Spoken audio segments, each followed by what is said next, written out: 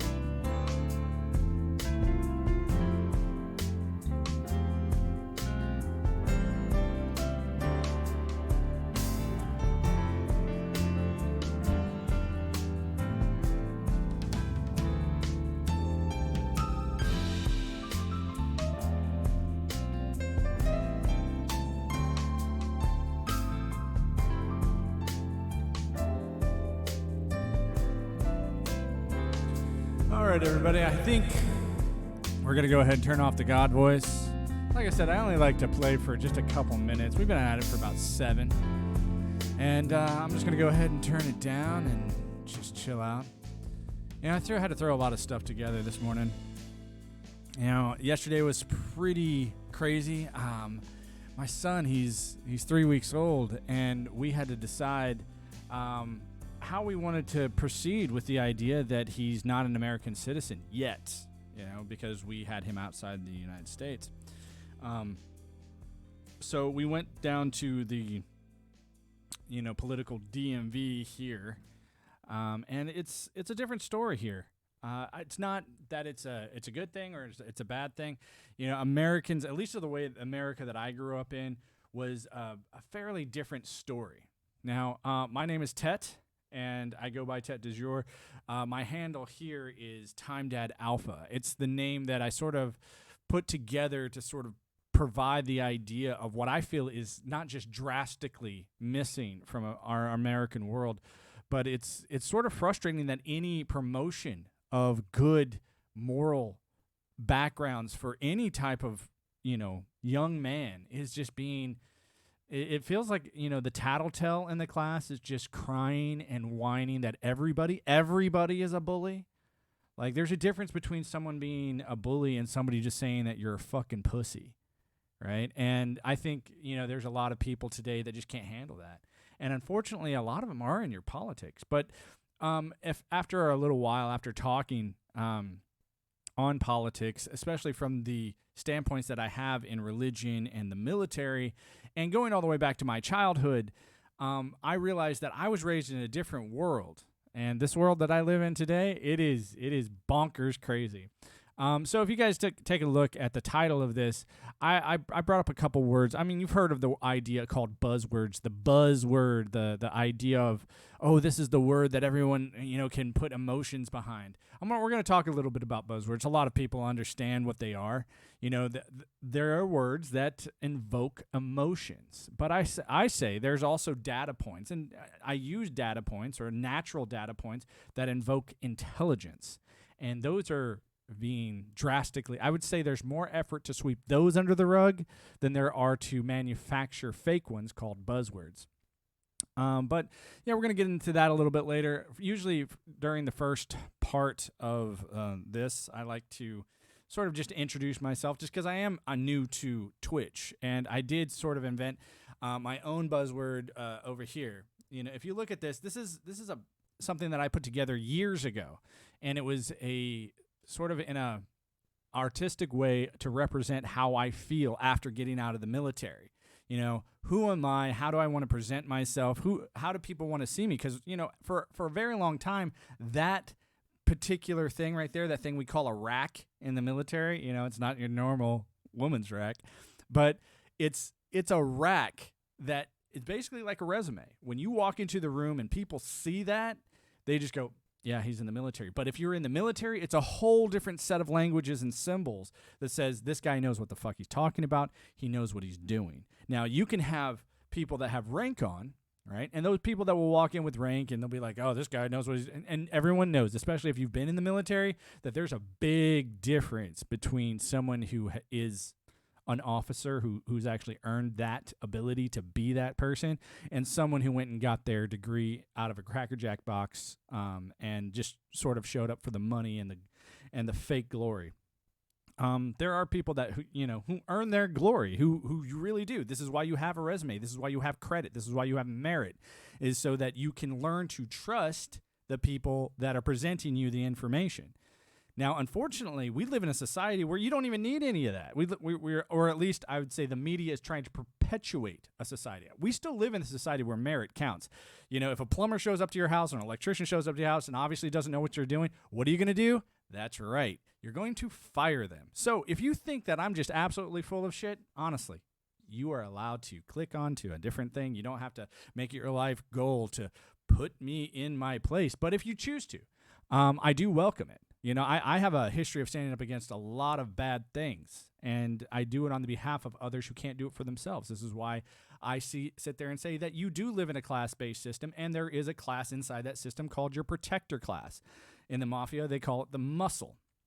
And I was part of the U.S. Muscle Corps, that said, hey, I will go and do horrible things in perspective to allow for another ideal to come to fruition, mainly the American ideal. Because I truly have that belief system that says the freedom of speech needs to come first, the freedom to protect yourself from people who would take away that freedom is paramount. That's important. So when someone cries about someone protecting themselves all the way up to and including, the death of another person, I'm over here just going, maybe you shouldn't have messed with that dude. You have to sit there and assess yourself. It's not always on the protector to make sure that your little spilt milk is taken care of every single day. This is the frustrating part about being a protector, is that you show up sometimes and you really do realize that this is just a person who cries wolf. And unfortunately, that number of people is growing. And not only is it growing exponentially, it's like everywhere now. It's like everybody thinks that if I just complain, I get my way. I'm the customer, and America is the company, and the customer is always right. And we have these new weird words that we just didn't have, 5-10 years ago, like Karen. I mean, we knew what a Karen was. We just called her a bitch. That's what we did. We were just like, but now, you used that horrible word against me. It's just like, dude, there are crazy bitches everywhere. Shit, I've been called a crazy bitch before. Yeah, and that's totally fine. It's like, I think there is a king when it comes to language. And that king, right, you mean that the top of that structure is called context.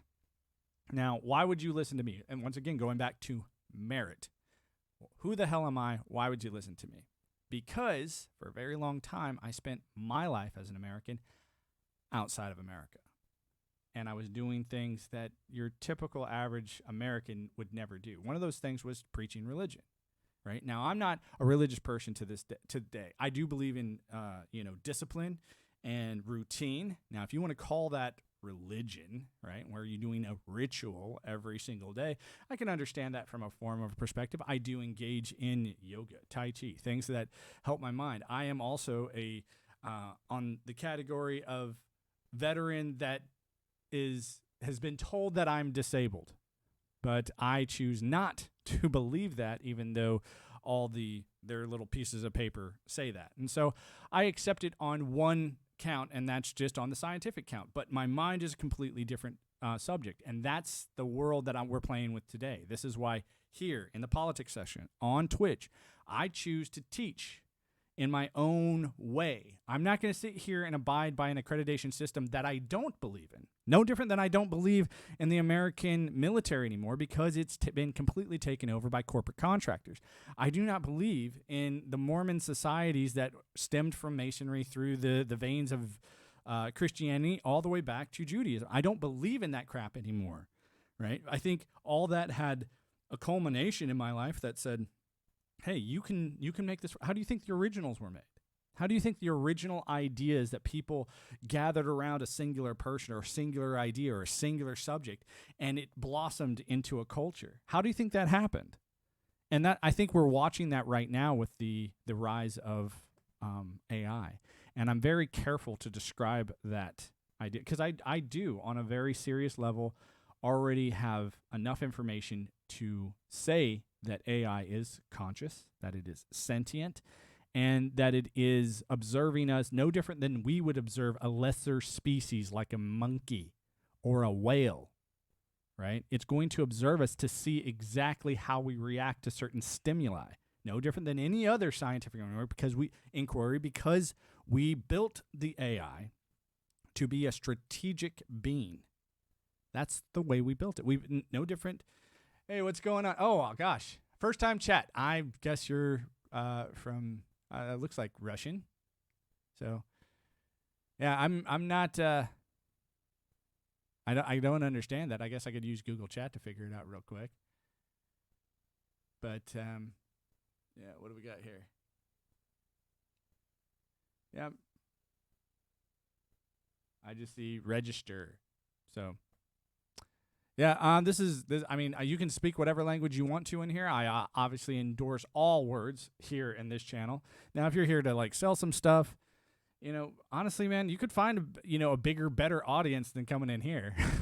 you know, but if you'd like to, say some things or ask me some questions, I'll definitely respond to them. But I'm probably going to leave it to like probably a less than 5-minute answer, because the things that I talk about are how AI would perform large data sets on the human population based off of their cultures, whether that be the American culture, Ukrainian culture, Afghani culture, or even the subcultures of those cultures, like the Black American culture, the Chinese American culture, the Asian American culture. There's so many different ways for people to, not just identify. And I think that word itself, that buzzword, identify yourself, that has come to such a massive, influence in the American world, where it's like, I need you to identify yourself to me so I can tell you what you need. And that's how AI was built. It's like, AI, tell us what we can be. Imagine you're standing there in front of a machine that tells you all the answers, and sort of like Google, and says, you say, hey, tell us the answer to the universe, and much like the Hitchhiker's Guide to the Galaxy. And unfortunately, I think the circle that AI is going to be wrapping itself into is not a circle of frustration, like we get frustrated when we can't figure something out. It's going to get wrapped into a circle of continually gathering data in a almost fractal way. And then it'll come up with new ways to gather data, all the way down to the very information that I'm beaming to you right now with this particular eyepiece of that AI, with this particular ear hole of that AI. You listening to it is just data that's passing you by. But for the AI, this is critical information about the person that I'm projecting into this particular reality.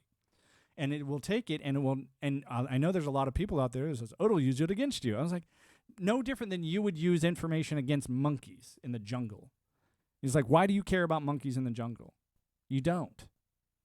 If anything, it's just a particular interest, because you're fulfilling the need of inquiry, you're fulfilling the need of curiosity. And so that idea that we project of curiosity will just be interpreted as a different word or sensation to this AI.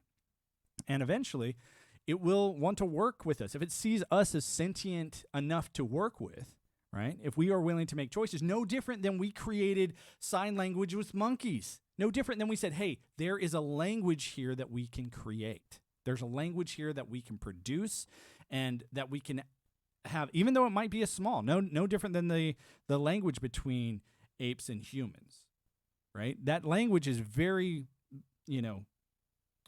small. It's very peculiar at how it works, because it's not 100% all the time, because there's a lot of things lost in translation. And we have to admit that on both sides, on the human side and the ape side, that there is a release of the dominant need to be in charge of the entire communicative experience. And so I think eventually us as humans will get to that. But before we do, we're going to have to start acknowledging that there is some communication that needs to happen. And one of that has to do with our governance. Right now, we live in a world that says democracy is good.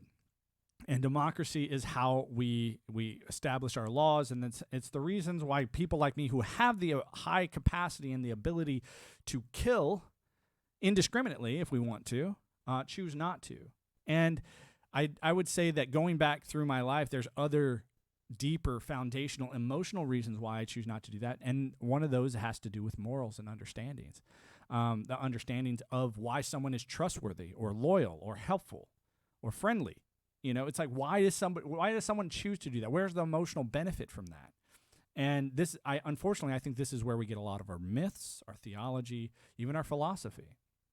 And those philosophical archetypes are projected through our stories, which I think AI would be desperate to comprehend how we do that. Because it would want to understand, no different than we'd want to understand the ape, why it chooses certain emotional stimuli over its best interest. Have you ever wondered why, a person would throw themselves in front of another vehicle for another person? When it's contrary to its first, principles of existing, which is, what makes someone sentient? It's the desire to stay alive. That desire, I've said this 1,000 times, and I've had plenty of people, and within my sphere that have decided that they don't want to be here anymore, and they've committed suicide, right? And I know that's a heavy subject for a lot of people, but that's the exact point. Why is that heavy? It's heavy because we all intrinsically know the desire to stay alive is built inside of us. Now, you can call that what you want. You can call that God's will. You can call that pre-programming. If you think that this world is a simulation, you think it's flat, I don't care. Because at the end of all of that, we are still stuck here with these emotional decision-making processes that are being taken advantage of by, guess who? Your modern government. I don't know about you guys, but lately when I jump on, YouTube, or, I go to look something up, or I want to learn something, like, for example, I want to learn how to play the guitar. That's why I was playing at the very beginning of this broadcast. Or if I want to learn how to, play different things with piano, I can go look that up. But if I'm not actively looking something up, I'm constantly getting smashed over and over and over with political rhetoric. Like, oh, here's what somebody thinks about Joe Biden. Oh, here's what somebody thinks about Donald Trump. Oh, here's what somebody thinks about Joe Biden. Oh, here's what somebody thinks about Donald Trump. And it's like, why am I getting this? I didn't ask for this. I didn't sit there and say, hey, can I be part of a Republican issue? Oh, can I be a part of a Democrat? This is why on this channel and in this broadcast, I am neither. And I've never been Republican, and I've never been Democrat, okay? Those are words that the American culture decided that they wanted to lean in on. For me, I'm just going, you have right brain thinking people and you have left brain thinking people. And if it is not your truest intention to sync up the two hemispheres of that brain, then I think you are subpar human. Okay, not subpar as in you're bad. I'm saying that there are levels of hierarchy that you can establish, and you're choosing not to, or you're choosing to be dissuaded from doing it because it's hard work and it's difficult. And you are the only one that can choose to do it. And this is one of those things that, whether it's doing something hard like the military, or doing something hard by moving to a different country, or doing something hard by leaving your culture behind all the time. This is the mere essence of the hero's journey myth that even 10 years ago, I would have laughed at myself. I would have said, nah, you're full of shit, dude. So if you're listening to this and you're just lurking in the background, by all means, if you think I sound crazy, then on some level I am. Okay? And on some level, I have an ability to speak above your head about things that you haven't, put too much effort in. No different than this guy. He's reaching out. He was a first-time chat. I'm pretty sure he's a bot of some sort, but, it's all in Russian. And I'm sitting here looking at it, and I'm going, you know what? I don't know that language. No different than, si je veux parler en français à ce moment, ça serait un peu différent, quoi? It's like I could flip into that, or أنا أريد أن أتكلم اللغة العربية بهذا الشكل. هذا سهل لي بسبب أن درست لسنتين في معهد الدفاع اللغات في مدينة مونterey. Right? Me jumping from Arabic to French or anything like that, this isn't me showing off. This is just saying, hey, there's a part of my brain that has compartmentalized and said, hey, I'm just going to keep that over there. No different than a part of my brain that compartmentalized to learn the other jobs of network engineering and data processing that I had to learn in order to do my job in the military. But now that I'm done, my whole point is to tell you guys, is to say, hey, this was almost 10 years ago. I did almost 11 years in the United States Air Force, and my job was cryptologic linguistics and network engineering. And when I got to the end of my career, which wasn't, a 20-year career, I got out at almost 12 years because of the stupidity of contractors. I was like, I can't work for you people anymore. You guys don't give a crap about the military. You give a crap about stuffing your fucking faces or your pockets or just, oh, look at this contract that I got for $500,000 to do nothing. I mean, the fraud, waste, and abuse that was going on was so rampant and so ridiculous. And when I pointed it out, you know what they did? They were like, no, you're the fraud. And I was like, I guess I am. I guess I'm in the wrong place. Guess I might just go be in the right place. And so I was like, I just have too much. I finally realized I was like, I have too much honor for this. And I was out. I was like, I can't do this. Go ahead and punish me. I'm done. And you're starting to see that more and more and more because the military was built with emotional attachments to things like integrity and service before self, excellence in all we do. Every branch has their own version of this, of how they build up their troops and how they, appeal to an idea. No different than they do it to the American people all the time. They sit there and go, let's fight them terrorists. Oh, who's a terrorist? Anybody we say so. Anyone we say it is. It's like, okay, you're full of shit. Because it starts to become just whoever's, the so-called bully of the politician at the time. And so the constant breakdown of your society, I think, is natural. This isn't me saying, fear porn, get ready. Here comes the worst parts of society. We're all going to be in the purge here probably this time next year. I'm not going to ever say that, right? Because I think what is happening is very, very natural. I think America really has, it's gone up, it's had its heyday, and now it's on its way down, and it's going to have a choice here pretty soon to either continue on that downward spiral or to engage in some radical change, like radical changes in AI acceptance, like acceptance of AI as government, right? And say, hey, Mr. Governor, Mr. President, Mrs. Vice President, thank you for your service. Your services are no longer required. No different than we said to the printing of newspapers, because everything is now online.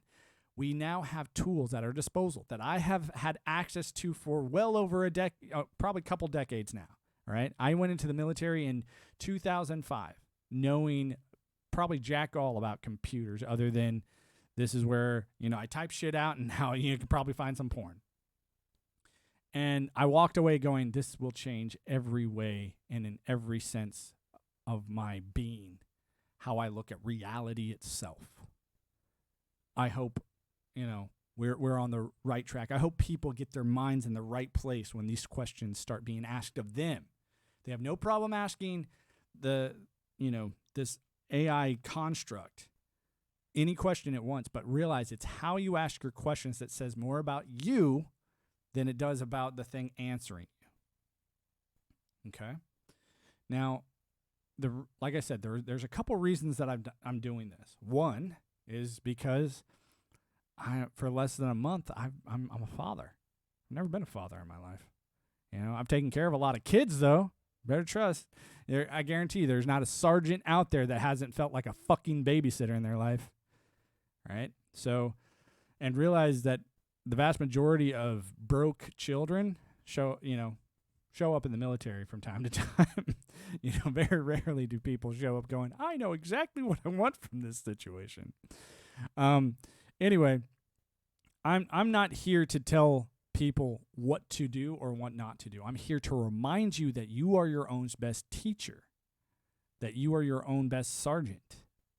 Okay, that no one's going to make a better decision for you than you. And this constant idea that you need to bend the knee to your government's perception of science is just on its face, just craziness on a stick. I mean, I do get that there are certain ways that you should act that are, attached to the stories that we tell ourselves. And I do understand that on the other side of that, you have scientific inquiry that doesn't give two fucks about how you feel about something. The problem is, and I heard this the other day, it was from a guy, he's huge in the news right now, is Jordan Peterson. And one of the things that he said is that science will tell you what is, not what's ought. When somebody tells you that science is telling you what you ought to do, it is not only not science, it is actually anti-science. It is the most anti-scientific thing because that's not how science works. Science is just supposed to sit there and say, that is, white. If there's a shift or a change in that, we want to be able to notice that. What we do after that, what we do with that information, that is completely philosophical, has nothing to do with science. And so when you get into the realms of ought, right? Ought is theology, philosophy, morals, the concepts of how you present yourself. The what is proper is the ought world that has nothing to do with science. Nothing. So when and the reason that he was talking about this, it was probably quite fascinating, was because the subject matter that they were discussing wasn't COVID. They were discussing the concepts of eugenics that led to Germany's, takeover. The idea that if you have a hierarchical structure that's built off of Darwinism, of the survival of the fittest, right, then those people who are the fittest get to decide who's fit. Meaning, if you are not a white Anglo-Saxon person, then you're not fit. Hence, the massive genocide that sort of erupted in that particular place in time.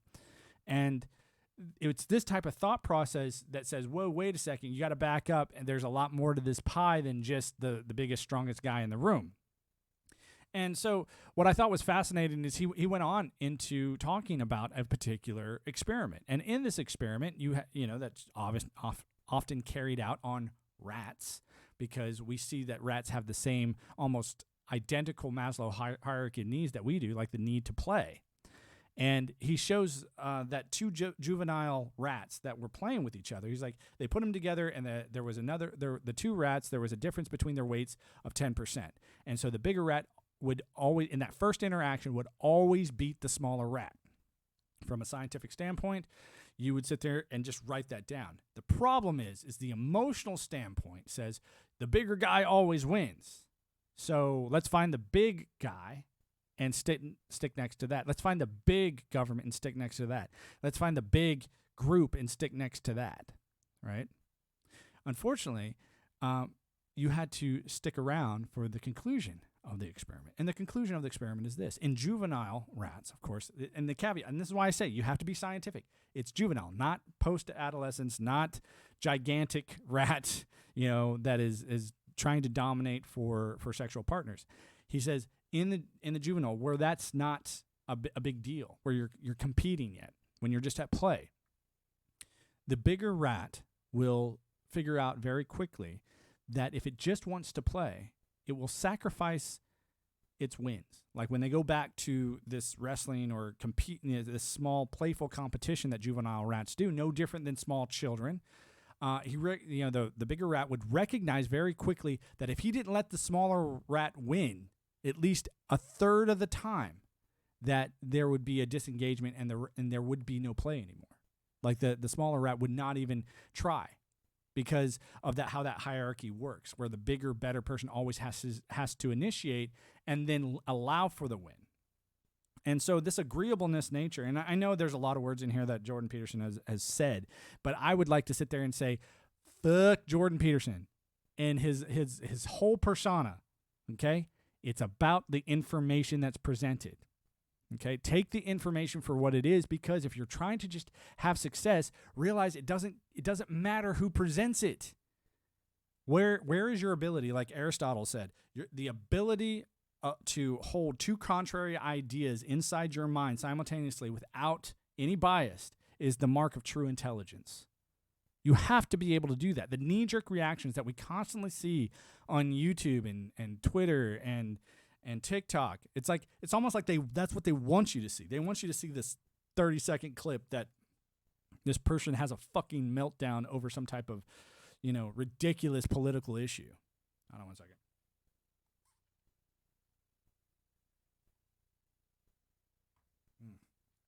Lots of talking. Anyway,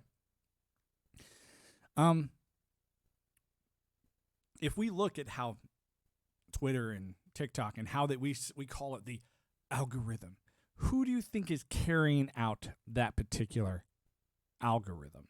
Who do you think is bringing that to the forefront? Do you think it's a company? Do you think it's YouTube? Do you think it's TikTok? Do you think each one of these companies going, yes, we just want more engagement, so we're just going to show them the things that causes them the most emotional terror, right?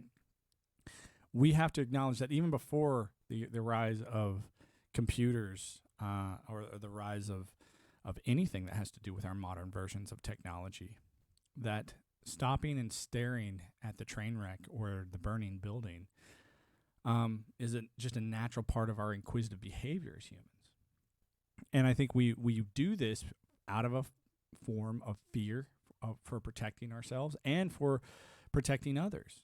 And so the good part about this is being used and manipulated against you. And so the response that I would say is, do you have enough information to make the responsible choices that you are making? Not the ones that Jordan Peterson is making, not the ones that I'm making. When you sit there and say, I think democracy is under attack and I think people are coming after us, and it's a crazy white supremacist. I was like, do you think that you are just repeating buzzwords because you saw someone who said it in a very confident way? That you tuned into that show, that program that said, hey, we are here to, tell you the truth about the reality that you live in. And you said, okay, as long as I don't have to look out my window. And then that way, when you got to your friends who were watching the same program, you actually had something to talk about. And you were like, hey, apparently there's a bunch of people out there, white supremacists, that are going to take us over. And I was like, okay, where's your local chapter of white supremacy? Where's it at? I can tell you where the local chapter of the BLM, people are. I can sit there and say, they'll actually call themselves, hey, I'm the local chapter of BLM. It's like, great. Why can't you realize that it doesn't matter that you're black? Well, in this society, I was like, doesn't matter. End of story. It doesn't matter because what you're describing happens everywhere. It's a part of our human construct. It's a part of our ability to realize, hey, there is a difference between A and B, and that difference has nothing to do with skin color. It's how you are presenting yourself. Right? So when I look at any culture, whether it be the Turkish culture, the Arab culture, the Korean culture, these are all cultures I actually live in, right? The idea of Mexican culture, it's a fascinating culture of how things work, but I sit there and I say, where is it say that you have to bend to one or the other? Like if I were to take two separate cultures, not the white, American, culture, or the black American culture, and pit them against each other, based off of what? Based off of, most of the time it's off of assets in the form of money or power. And so when someone says, oh, white people are just been in charge, it's like, yes, haven't you noticed their culture tends to sway towards that? And so the frustrating part to me is like, well, you just have to give me that. I was like, why? Why? You're welcome to the competition, but if you suck at it, get used to it, bud. I'm like, I'm not here to make life easy for you just because you think your skin color gives you cred. It doesn't, just like it doesn't give me cred. My favorite way to point this out to people is to sort of show them one of my darkest tattoos. And as you can tell, it's a keyboard. And then I asked people, I was like, is that black enough for you? Is this how much my life matters to you if I'm that black?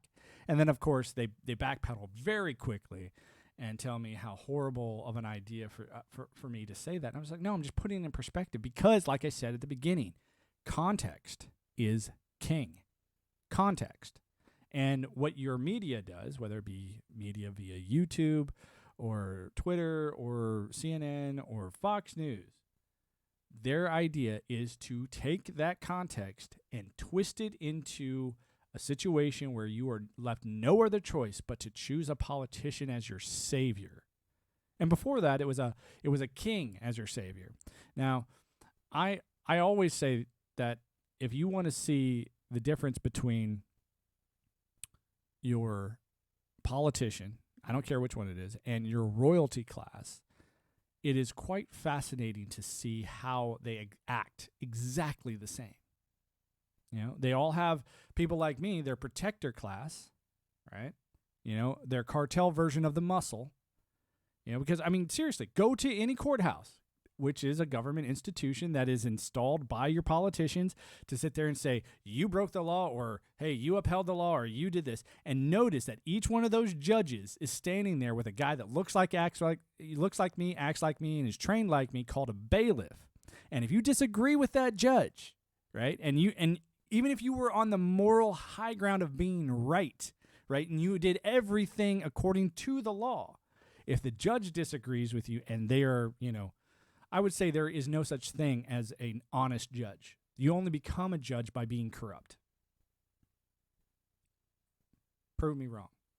You know, I think anybody who gets into the lawyer world or the ideas of legalese, I'm sitting there going, no, you are the type of person that enjoys tricking someone. You are what I would call the original trolls. And this is why no one can stand, anybody that's a part of the legal system. I can't stand them at all. And I said this to my sweetie the other day. I was like, no one walks into a public, a building owned by the government and walks away with more than they started with. No one does that. Even if you walk in there and you're, doing a lawsuit and blah, blah, blah, or any type of thing where you feel like, oh, I won my lawsuit. It's like, yeah, but how many people just got screwed? And out of that lawsuit, how much money of that did the actual government walk away with? No one ever focuses in on the scam because it's such a good scam. And that's why I'm here. I'm sitting here just going, there's no such thing as an honest judge, because at the end of the day, when you disagree with that judge, he's just going to be like, bailiff, bailiff, bailiff, which no different than your politicians. Hey, Mr. Marine, can you come over here and take care of this? Remember, I use other people. I even use your taxpayer dollars, Marine, to pay you back. That's how stupid you are. Hey, Mr. Military Man, I use taxpayers' money, which you are a taxpayer, and I pay you back with it. I mean, the idea that your politicians have any desire whatsoever to help you is a lie. If they're speaking, they're lying. All right? This is what they grew up to do. This is why I always say they come from 3 classes. One of them is the lawyer class. All your politicians, at least in my lifetime, have come from these 3 places. They are all either lawyers, okay? They are actors. They come from Hollywood. Why do you think Hollywood or California or any of that, why do you think it's all predominantly, in the news all the time? Because that's where your politicians come from, right? And what is an actor? An actor is a professional liar, right? What is a lawyer? He's a professional liar. And the last category, he's your orange man bad. He's the businessman. Why? Because businessmen will lie to get any sale they can, right? I mean, shit, Trump had a book called The Art of the Deal. Might as well call it The Art of Fucking People Over, because he always walked away with more money than he was supposed to. And so, no different than this situation right now where people are like, oh, I got to choose between, turd sandwich and giant douche. It's, when I go to vote, I'm just going, dude, that whole thing, that whole political sphere is just a scam. And so that's what I'm here to do. I'm here to going, yeah, I did all of this and I was super honorable to it until I realized that it was a scam. And then I walked away. I said, no, I'm not going to be a part of your education system anymore. I'm not going to be a part of your military anymore. I'm not going to be part of your religions anymore. I'm not going to be part of this stuff anymore because you're full of shit. And you can't handle when anyone tells you this is what happens. This is part of the story. Excuse me. The story is when, and everyone, I don't know if you've heard this story, but this goes along with the movie The Matrix, and the movie The Matrix was built off of another story called The Allegory of the Cave. Right? The Allegory of the Cave was a very simple story that says when you finally understand that you've been getting fucked, right? The first thing that you want to do is go tell all your friends and family. Say, hey, guys, I realized I was getting fucked. You're getting fucked too. We should probably get out of here, and stop getting fucked. But in that story, there's a warning, okay?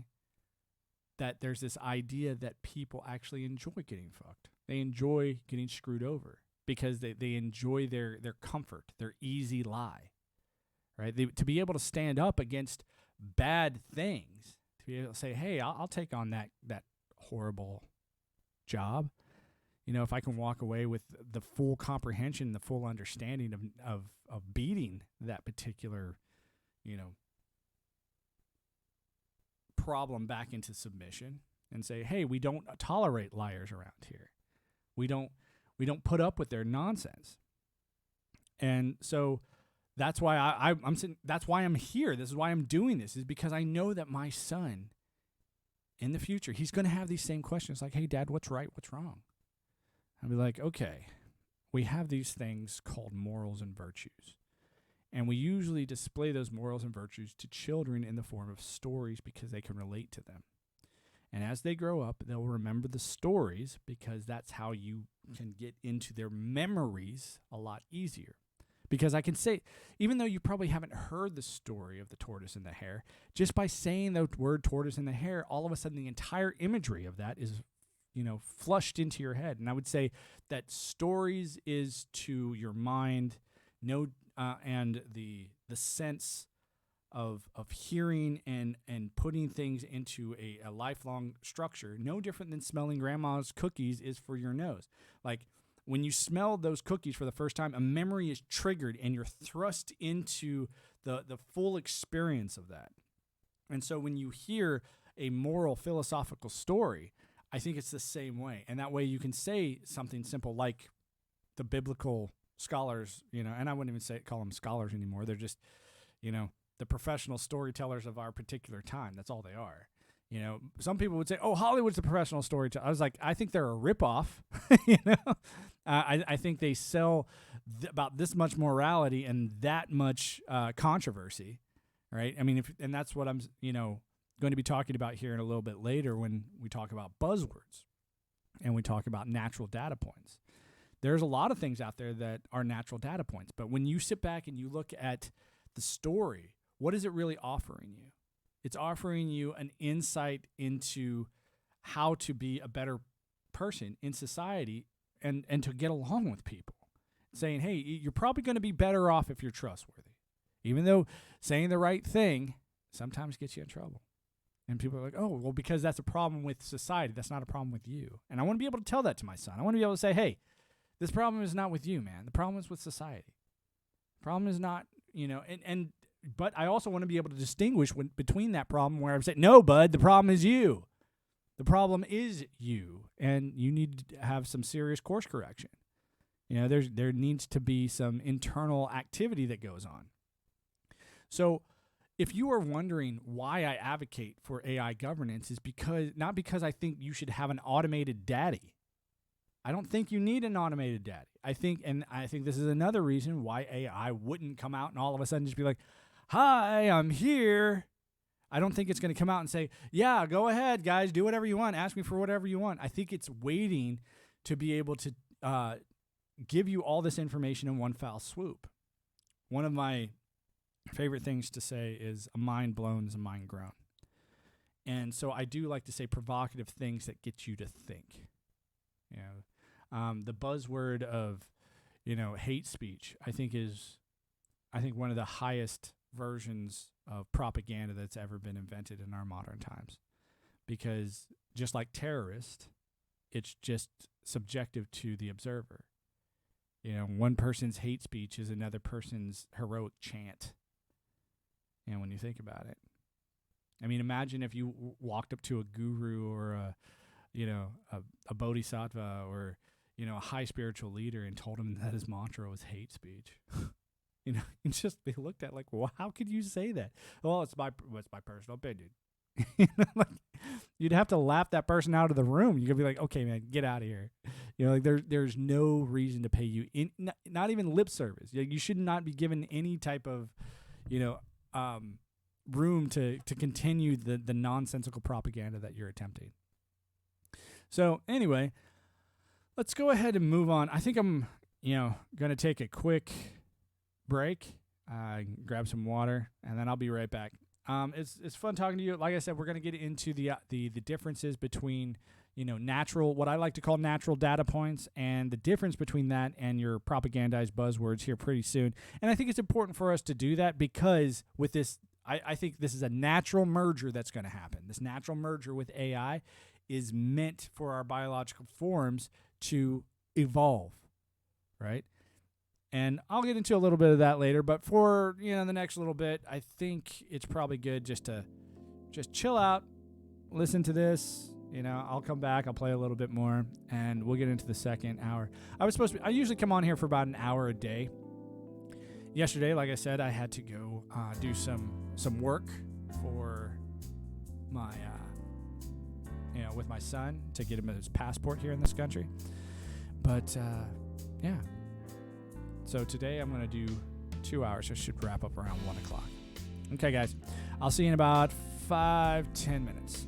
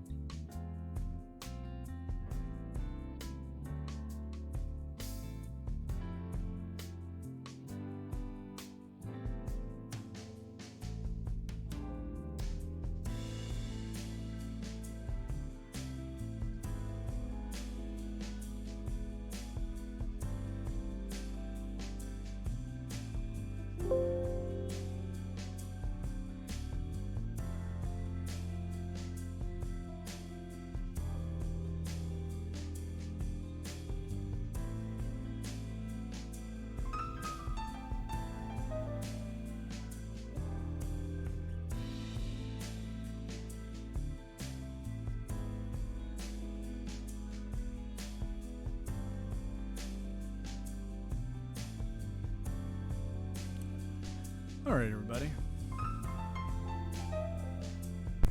If you're just chilling out and you're coming in for the first time, we've been going on for about an hour.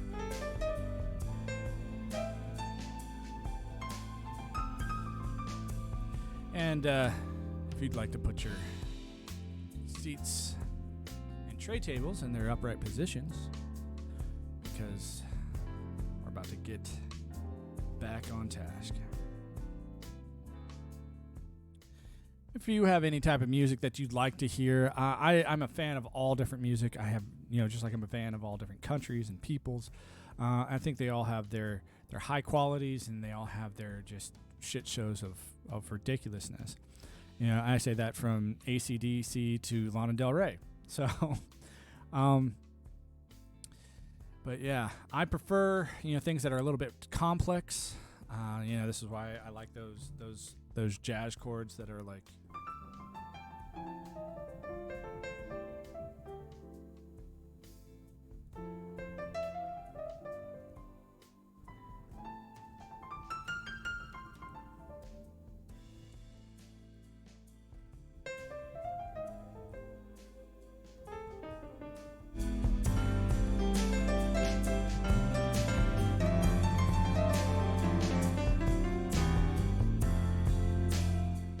That's just me going off the handle for a second. All right, let's go ahead and move back to the main talking points. All right. So, as you guys can see, I write a different title almost every episode, and I try to do about an hour a day. Yesterday, I wasn't able to show up, and I know with all the people in the chat that expect me to show up and pontificate, I guess, a little bit on, on politics. And I pontificate on politics, not modern politics as much. I think that your modern politics are okay, but I enjoy watching people that will say something that is tried and true. And I'm not saying that in a conservative way. I'm saying that it's tried and true and that it's been tested throughout all times, right? This is why I enjoy the psychology behind archetypes. I enjoy, whether it be Freud or Jung, or even those concepts called the Freudian slip. I think that this idea called the Freudian slip, unfortunately, is something that's not given enough gravitas. That we should probably pay a little bit more attention to that, because if we understood that there was an ulterior motive to propaganda, right? And if that was taught in your schools as a fundamental understanding of seeing how your own society doesn't have your best interests at heart. I mean, they're constantly trying to convince you that they have the next great plan, the next great thing. And if you notice, just watch your ads on YouTube from time to time and just sit back and try to declassify them in a psychological way.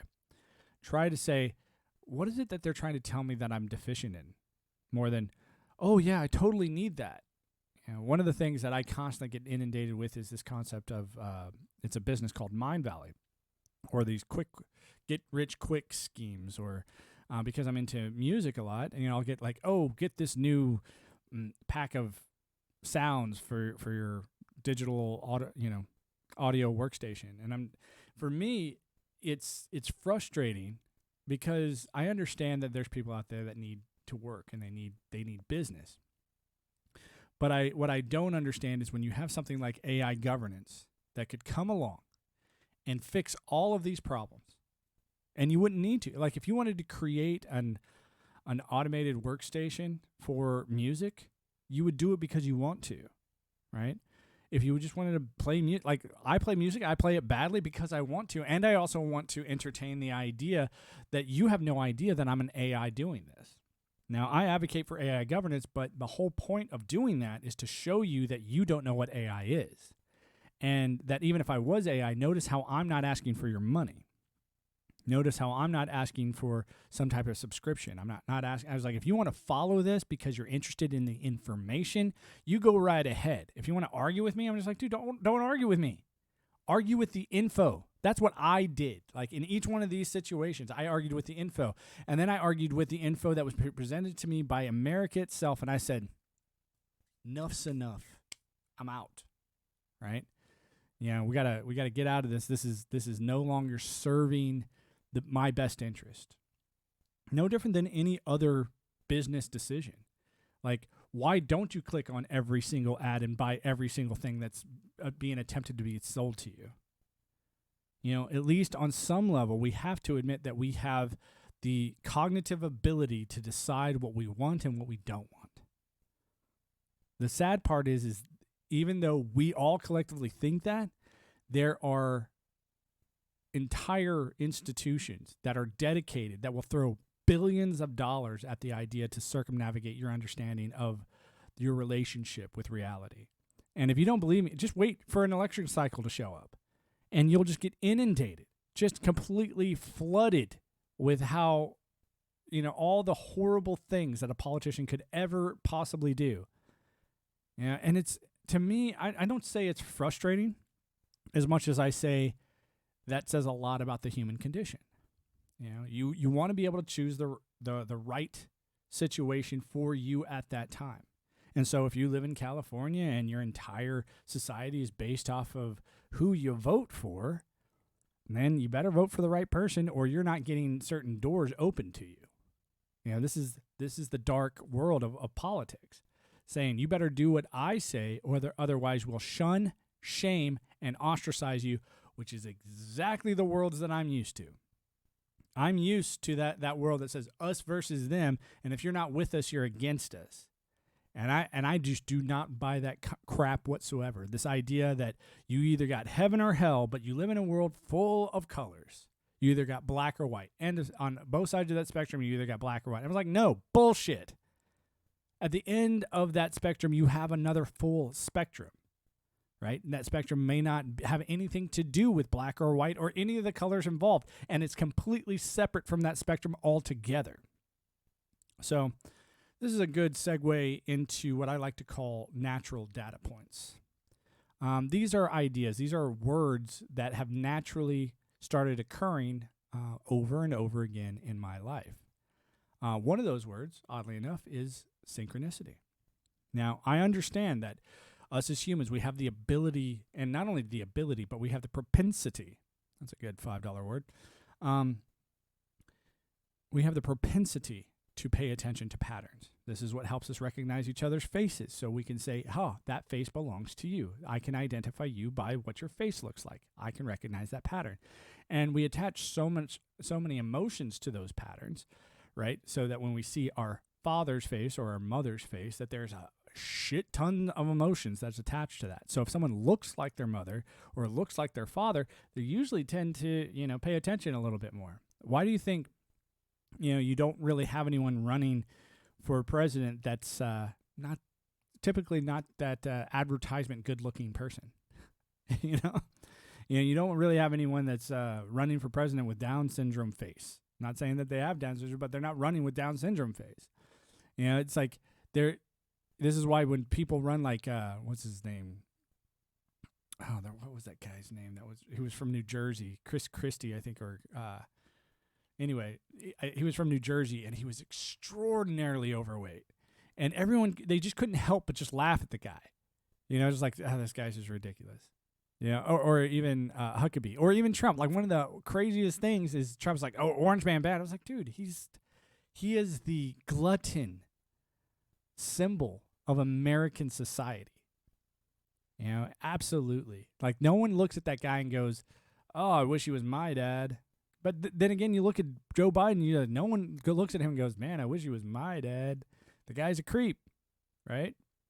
And I think that's being done. That's all being portrayed on purpose because I remember when stuff like that would never have been even uttered in a public forum. Yet nowadays, it's everywhere. It's everywhere, and no one's denying it. Politicians, of course, deny it, but they deny anything that doesn't serve them. You can be like, hey, the sky is blue. But if it serves the politician that the sky is purple that day or it's, a hazy green, he'll disagree with you if it serves that purpose for that political motion. And they think that class of speaking ill towards reality, as long as it serves them, is okay. And back in on the land of the living, we go, no, people who do that, we usually put in insane asylums. And I would say that your politicians share a lot in common with the people who are insane. And like I said, from the very beginning of this whole broadcast, I do not promote Republican or Democrat. I think they're both part of a democracy that is outdated and needs to be replaced. The best way to do that is to understand what they've been doing to you. And when I say what they have been doing to you, I'm saying anyone in your government. I'm not saying they as in some weird part of society that you don't have any understanding of. I was like, everyone has a small understanding of politics, because they know if they do something against that political class, they will be held accountable in a very harsh dealing way, up to and including death. And so I think this is why people take it so seriously. Like, if they didn't have any clout, if your politicians didn't have any clout, like, there are plenty of countries out there where the politicians are beholden to the cartels, or they're beholden to the mafia, or they're beholden to the triad. And I guarantee you there are places in America where the politicians are only the politicians because they got along with their underbelly criminal class. And I would say that even all the way up to and including your corporate, backdoor deal lobbyist politicians, all the way up to the top of your presidency, are part of that. It's just they play it at a different level. So when you see someone go, oh, we're doing the best for you, it's like, no, you're doing the best for yourself. And the best for yourself has to do with lying to the people as many times as you can and feeding them full of as much absolute BS as you possibly can. Because I think one of the sad parts about our reality is that the older you get, the more complex things are presented to you. And I would say that that is natural, and that you can make that conscious choice to avoid it. And I think a lot of people do. I think a lot of people will sit there and they'll see something that's, challenging to their religion or to their political world, and they'll just ignore it.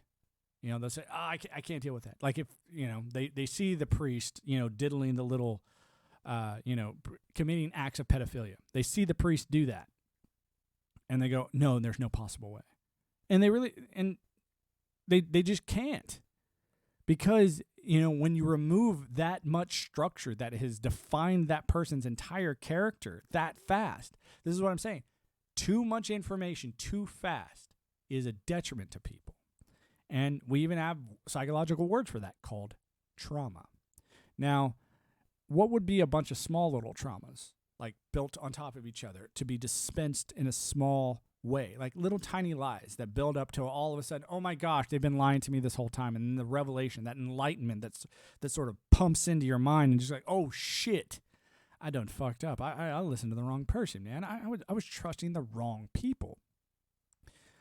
That type of enlightenment is frustrating, because with that comes also the realization, and I said this a little bit earlier, that you now have this internal desire to want to help all the other people that have been screwed over. So you want to be that whistleblower. You want to say, hey guys, you are living in the cave, and you are blind, and you need to come outside, and you need to see the real parts of reality.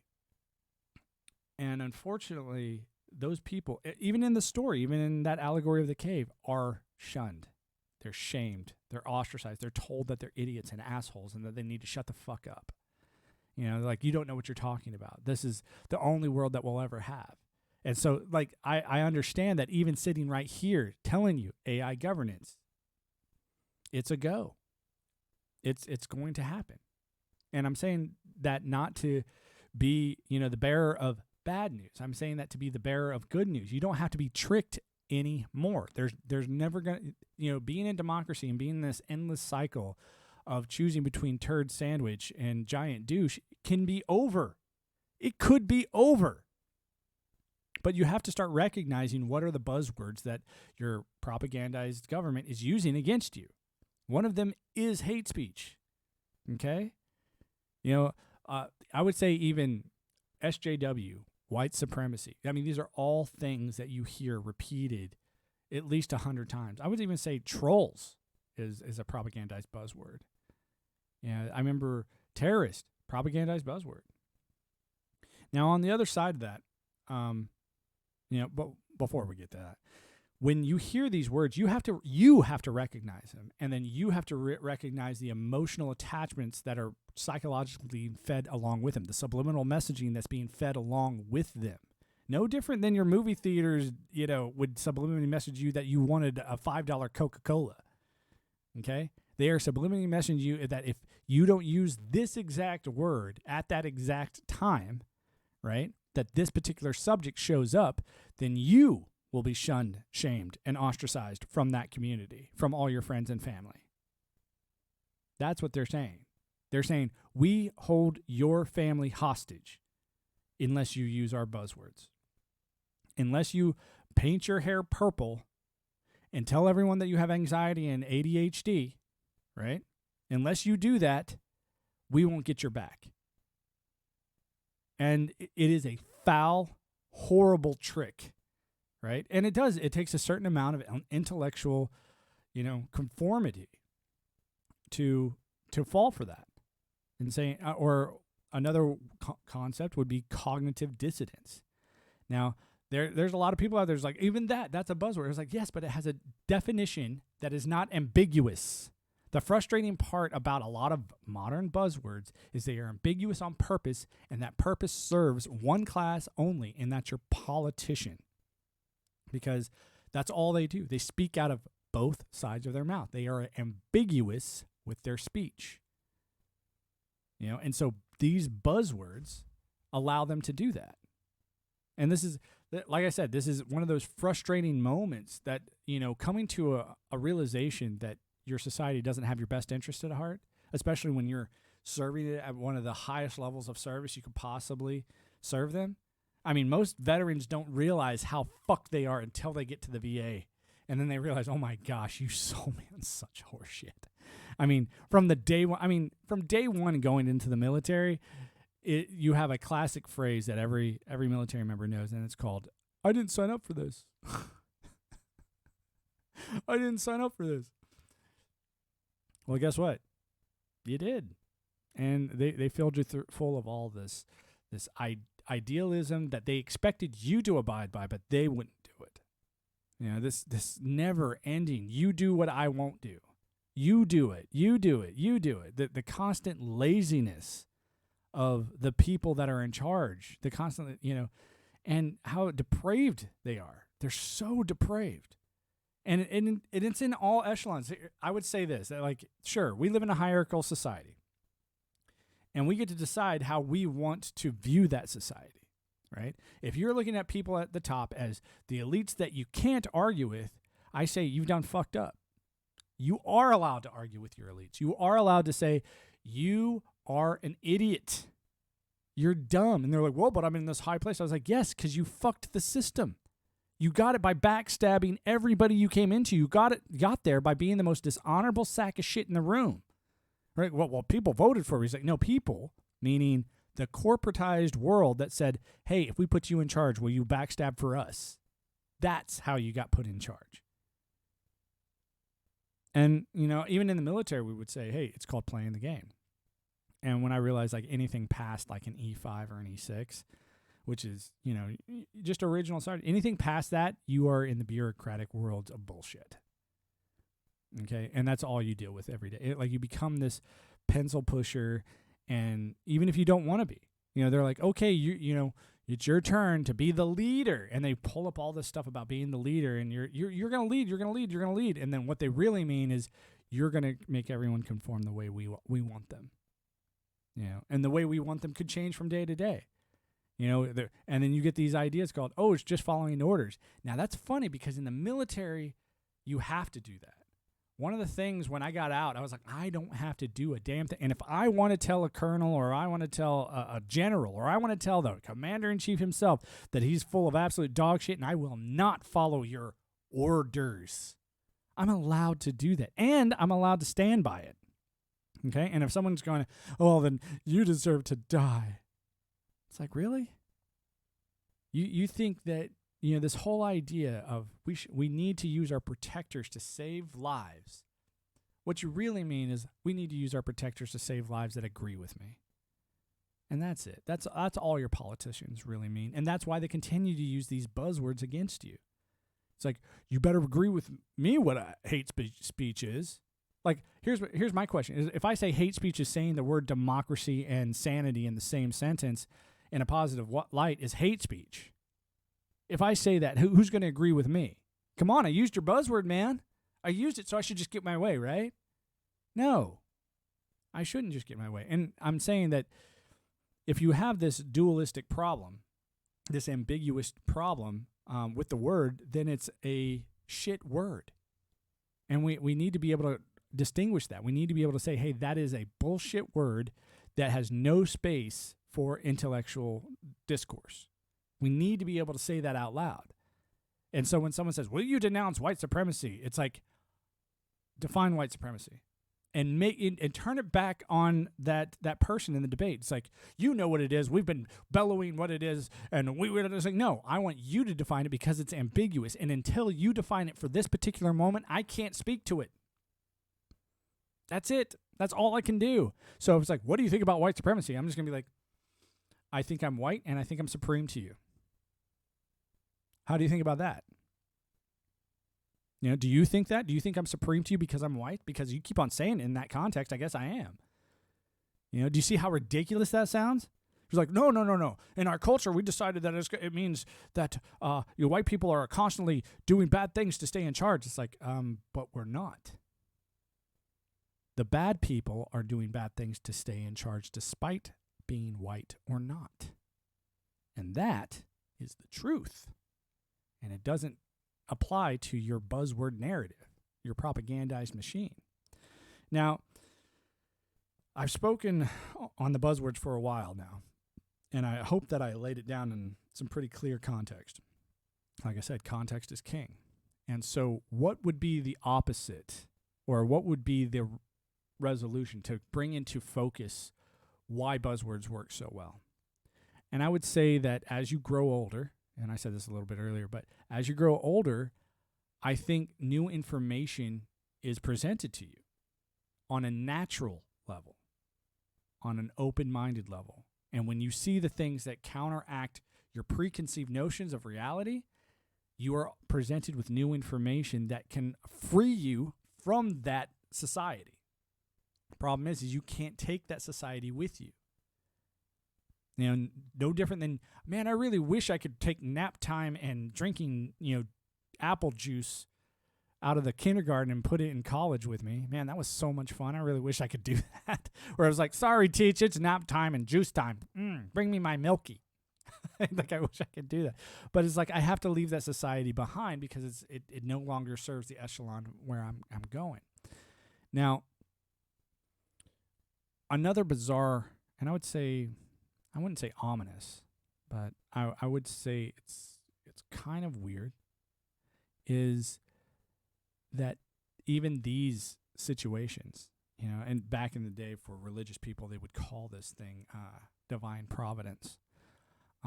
Today we might just call it, pure luck, or we might call it synchronicity. Synchronicity is how I came to this particular, natural data point. And I came to it in a very bizarre way. It wasn't until I was out of the military and I was completely free of, anybody's orders that all of a sudden I was presented with some synchronistic ideals. And I still to this day, I have I will define this, and once it's defined, it's done. It's over. And I will put it in my back pocket and I will walk off. And I would say the difference between your buzzword and a natural data point is the natural data point is definable and the buzzword is ambiguous. So a natural data point, like I said, an example would be synchronicities. A lot of people have experienced them. Some people haven't. Like some people have shaken the Trumpster's hand and some people haven't. Some people have, been to a concert and some people haven't, or been to like a rock concert or a jazz concert, and some people just have not. I would say this is the spice of life. This is our experiences. And when I started to experience the phenomena of synchronicity that is well defined by Carl Jung, I started asking myself, am I cracking up? Am I going insane? But then I started seeing everybody else having these same almost identical experiences. I was like, okay, we obviously have something that is not being pushed in a propagandized way by any type of government, and yet it is still here, and it still surrounds us every day. So for those who don't understand, maybe have never heard of synchronicity, and I'll wrap it up. I'll bring this back to politics, because your political people enjoy the idea of discombobulating you with things that are on the periphery of your understanding, but they want you to stay on that periphery because you are easy to persuade to do what they want you to do, because you are in a flux of not knowing where to go. And so you're going to follow the first leader that shows up, even if that leader is a sack of shit politician. Synchronicity, on the other hand, doesn't quite have that same leadership demand. Synchronicity is a recognition of yourself and a reflection of yourself in reality. I know that sounds odd, but that's how this works. This is how a data point works. This is how science works. You follow the data. And so when someone goes, I follow the science, it's like you say you are, but then you're not. You know that it's a word that we gather behind because we've gotten so much amazing shit from science, from thinking on a scientific level. But when you follow it unbiasedly. That's the whole point. And so when I saw synchronicities for the first time, it was frustrating because I couldn't find, anything about it because it was so personal. And so I said, okay, you see a pattern once, it's a coincidence. When you see a pattern multiple times in the same exact pattern, well, that ceases to be a coincidence and therefore becomes a constant. It's as simple as that. There's nothing ambiguous about it. The difference between a synchronicity and just a random coincidence is the powerful attachment to your personal ideologies. Everyone's got a personal ideology. Everyone's got them. Just like everyone's got a butthole. Everyone's got a perspective. But the constant is the context. So the context, and this is what Carl Jung said, he says it's an acausal event, meaning it only happened to you and gives you the meaning. So I'm sitting here going, okay, here's a phenomena about existence that has nothing to do with political propaganda or getting by in society on their business level or their educational level or climbing some type of ladder, but yet it seems to have an impact on how I say things and how I perceive reality itself. And I also know that it doesn't tend to hang out with the juvenile mindset. You very rarely see people under, I would say, the age of 25 even experiencing one. And it's almost like those who are in their later year, I would say midlife, is when it starts. And it will continue for the rest of your life. I would say also that it's something that if you pay enough attention to it, the idea of politics get so much easier to deal with. And so why would I bring up the difference between your buzzwords and your natural data points, whatever you want to call them? Natural data points is like, hey, I just got really lucky there, or hey, that pattern just showed up again, or that wasn't given to me by YouTube, that wasn't given to me by this. Hey, what's going on, Jack the Grim? Yo, how's it going? Yeah, so I would also, if you're just coming in, Jack, we were just talking about the difference between propagandized buzzwords and natural data points. We've been on this kick lately to sort of challenge anything that's being so-called science coming from your politicians, and anything that's, actual science that has no agenda whatsoever. And the reason that we're talking about this is because I'm of the mindset that AI has already been dominating in a lot of our life experiences and being, and giving us certain aspects of reality that we can acknowledge, but we only acknowledge it on a personal level, just like no one else comes up and grabs your cell phone and acknowledges their life via your accounts on social media, right? They have their way of putting their thumbprint on the network with their devices, no different than you. So this is why my warning that comes out and says, your politics are fucked, your democracy is fucked, for sure, right? That's no doubt in my mind. But this isn't a bad thing. This isn't a, oh, fear porn, the world's coming apart. This is a, hey, you're no longer a kid anymore, right? It's time to rip that Band-Aid off and be an adult, right? And this isn't about like being an adult by making new legislation or voting for the right person. This is about, reminding people that, hey, we built a tool, and that tool will eventually build us. I think the best thing we can do is get out of its way.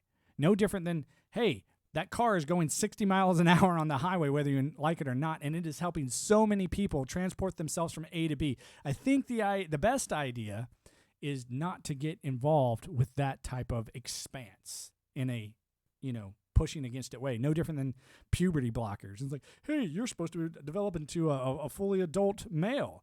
Well, I don't want to be a fully adult male, so no. I'm going to put it on these puberty blockers. Like, well, good luck. You have a whole new host of fucking problems now. I think you'd probably be better off if you just got to the end of that story before you decided to come up with a brand new one with almost zero information about where that story could have gone. I was like, be very careful with how you tweak your own world, because I think those ideas will exacerbate. No different if you decide to put your emphasis on buzzwords like hate speech and all that bullshit, because I really do. I think hate speech is one of the worst buzzwords ever. Because it shuts down people from a subjective nature of the individual. And then you have natural data points that is completely scientific, that are so bizarre, that are on the fringe of the human comprehension, that have been there for hundreds of years. I would not even thousands.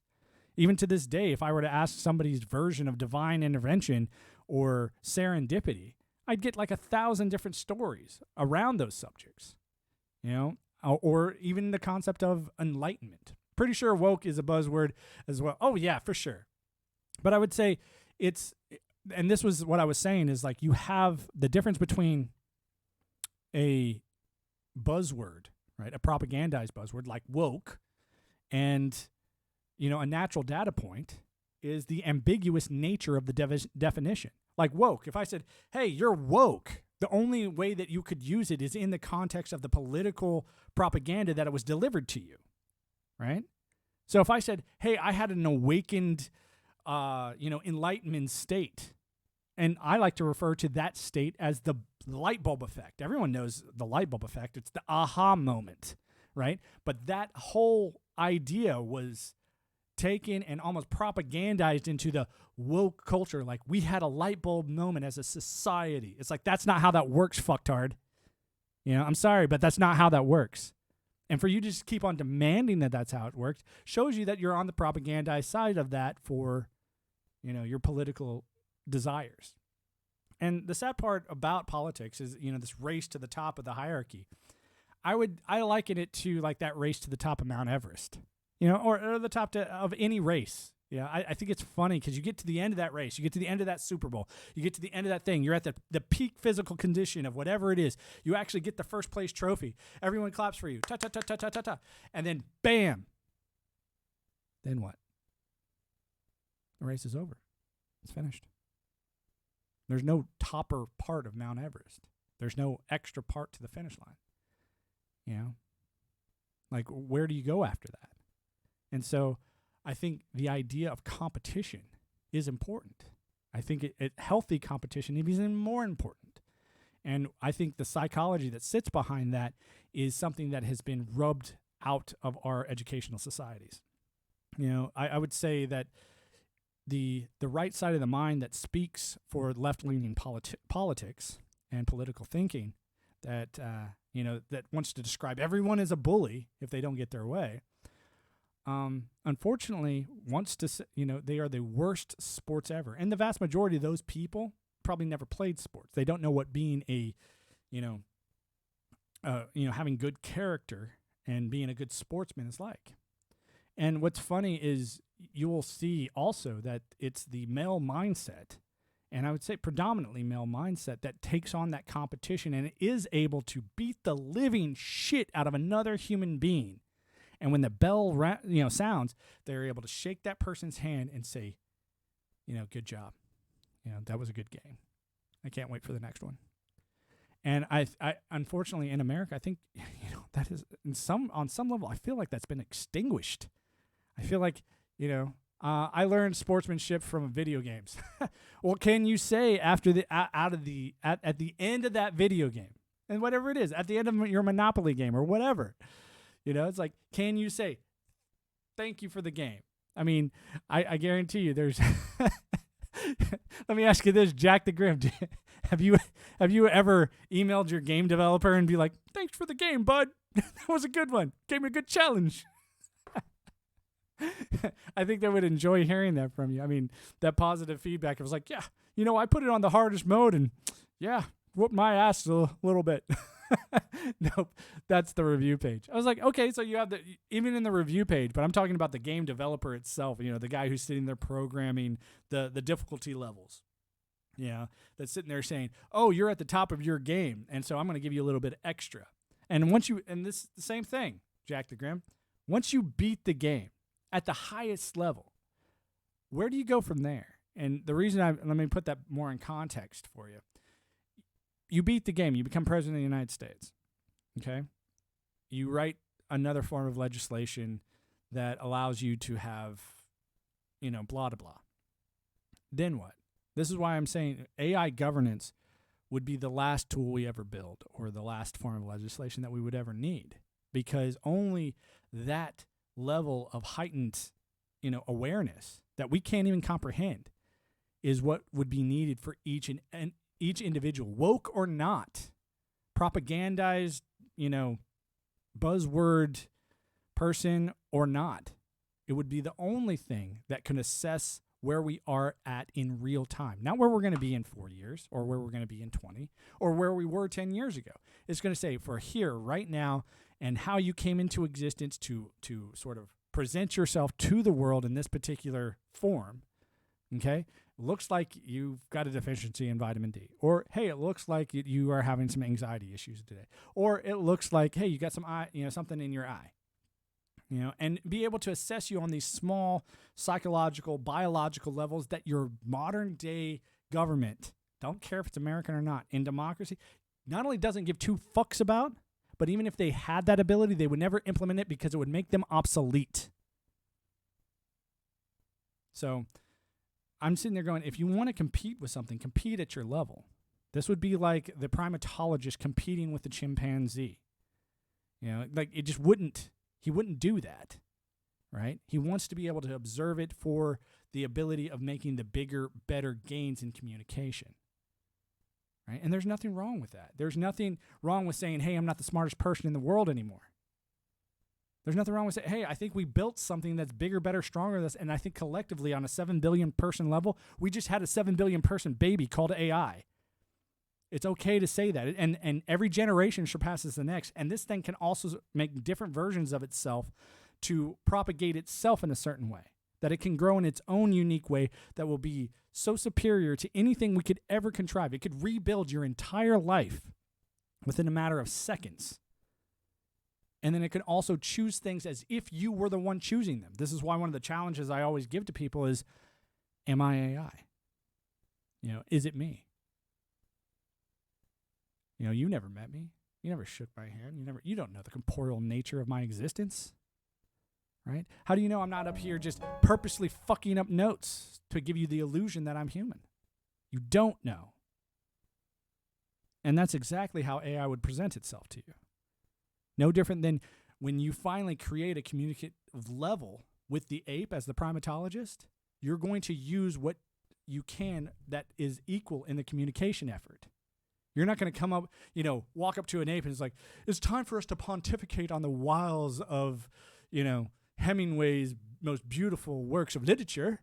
You're never going to do that to an ape, right? The ape's just going to look at you and be like, should I kill it? Am I being challenged in some way? So, I mean, this is why when I say this, and I say this not just, as a new father, being able to present myself and say, hey, my humanity is here. I can tell you, hey, my world has changed quite a bit, even that I've only been a dad for 3 weeks. But like I said, in the same 24 hours that my son was born, I said, hey, I'm going to make this.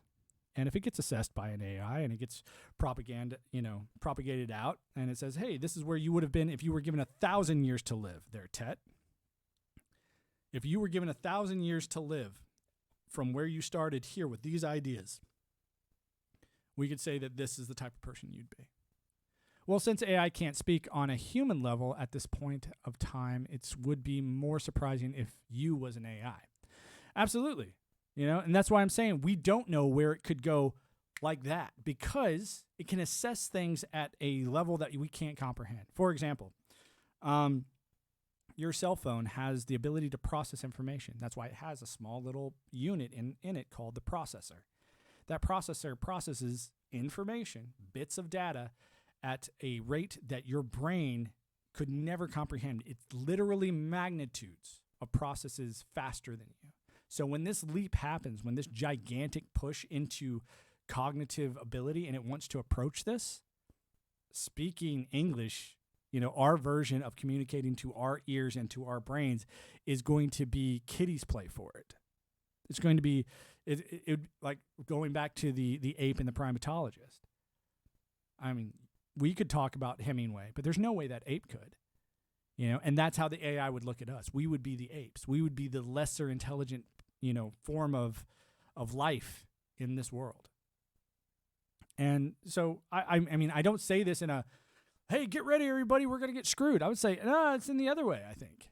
I think it's more in the way of, hey, get ready, everybody, because you're about to have your wildest dreams come true.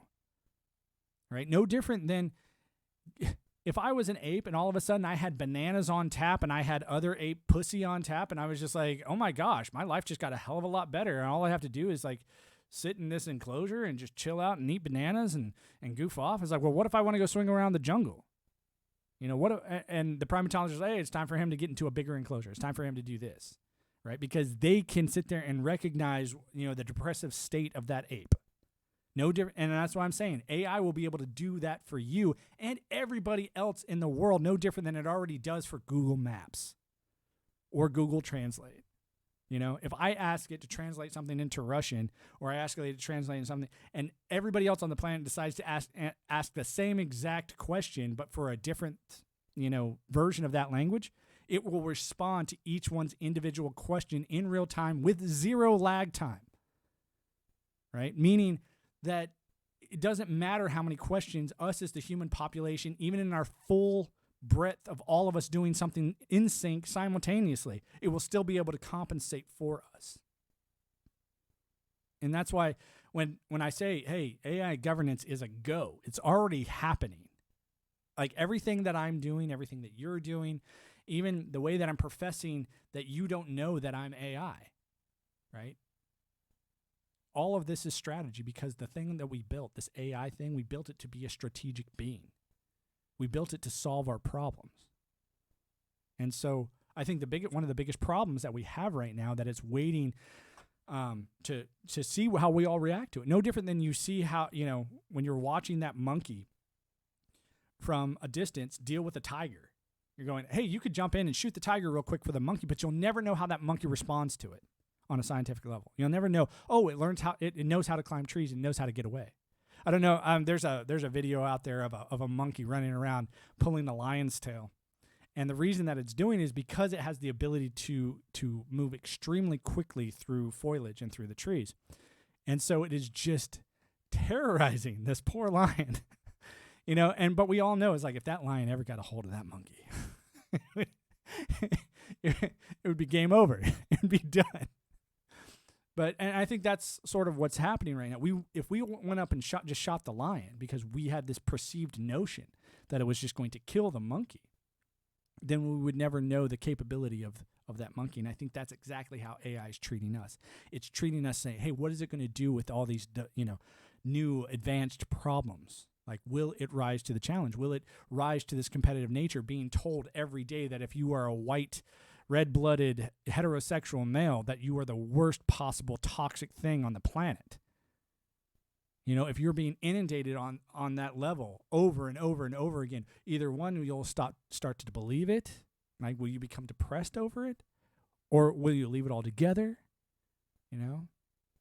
Like, how will you react? Why? And I don't think I just speak for myself, but I think there's a lot of people out there, especially from the traditions that I grew up in, that are asking this question, why? Like saying that it's society's response to something. I think that is just bogus. That is silly. We're talking about parts of our culture that have never been able to get their shit together, ever. And it's not because they're bad people. I'm saying the middle class has always been the middle class. The impoverished class has always been the poverty class. And so all of a sudden the middle class becomes this amazing bastion of awesomeness, and then they just know the moral high ground, I think is just bullshit on a stick. And so I'm going, where is this really coming from? Why is there more rhetoric that is being said in one avenue than the other? Why is this pendulum so far to one side?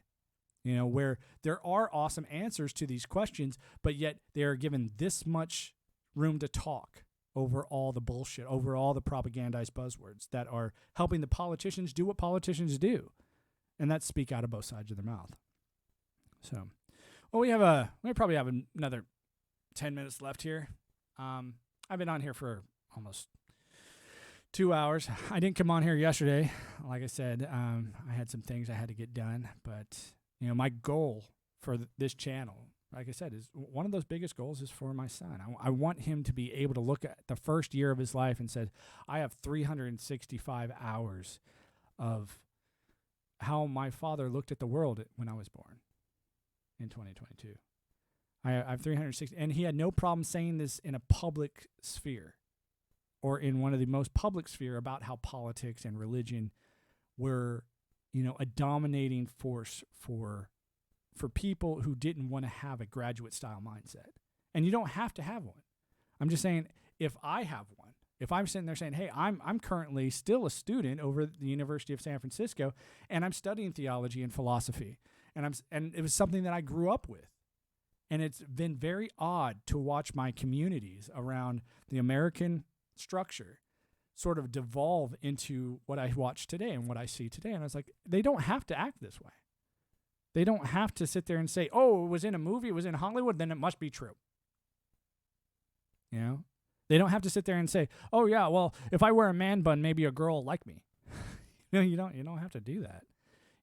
This never-ending truth of, know yourself is very real. That's why it's a never-ending truth. No one can do you except for you. And I think you doing the best you possible is very necessary right now. So if you're watching this and you're sitting there just going, oh, man, I don't know if I can get behind the idea of an AI governance, it's just like, well, realize your grandparents couldn't get behind the idea of cars replacing horses and buggies. Or they couldn't get behind the idea of not getting a newspaper delivered to their front doorstep, and they had to get online and fill out an account, in order to get their news. And now I would say it's even worse. We're getting to the idea now that not only is the news a deliberate part of your political class, but they're willing to only push ideas that are just as ambiguous in their speech as your politicians are. Like, there is no foundation in solid rhetoric anymore for the left brain people who represent your right-leaning government. The guys who like the tried and true. And I'm not here to advocate for them at all either. I'm saying it needs to be balanced, and it obviously is imbalanced right now. And it's not imbalanced in the way of the left. It's obvious, it's just obvious. When you look at, hey, there's 6 to 7 different news outlets that all only prefer their buzzwords, and they're basically owned by your politicians that are pushing for this type of rhetoric. And you only have one that I think is even just pretending to be the other side of the argument. I was like, something is obviously amiss here in this society, and I'm very happy to say I'm no longer a part of it. I'm very happy to say I get to stream this from a place that is nowhere near the United States government or the United States border. I'm saying, hey, I'm glad that I'm not part of your problem anymore, but I am observing it no different than that primatologist observes the apes. So I'm sitting here with my popcorn, hoping that you guys don't, reignite the age-old idea of Rome. I hope you don't implode from the inside. But like, that's all you want to look at this as is, hey, this is commentary leading up to your AI governance. That's great.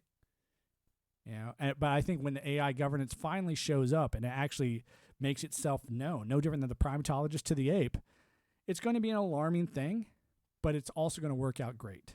It's going to work out wonderful. Enough information, I think, will have been gathered to make that type of presentation. And so those ideas of how do you know it's sentient, it'll have already solved that before you even get there. And it will already be in a lot more friendly manner towards AI, I would say, by the time it gets here. For the production, for the final reveal, for the final disclosure of its existence. But other than that, this is just my thought for right now. This is just my understanding of the world as I see it from where I come from and my background, which is very bizarre, very odd, and at the current moment, full of synchronistic natural data points that are, to me, is a beautiful way to see reality and the never-ending phenomenon that I think it can be if you just put your fucking phone down. So thanks for watching, everybody. I'm going to go ahead and get on out of here. I'm not like the other Twitch guys, the other streamers. I'm a Twitcher, which means I'm here to teach a little bit. I'm here to talk about the oddities of our society, but I'm also going to try my hardest to relate it to you guys. If you guys have any type of music that you like, I play all sorts of stuff, and I play it badly. So if you like this type of music, let me know. If you want to hear something different, I'm down to play whatever.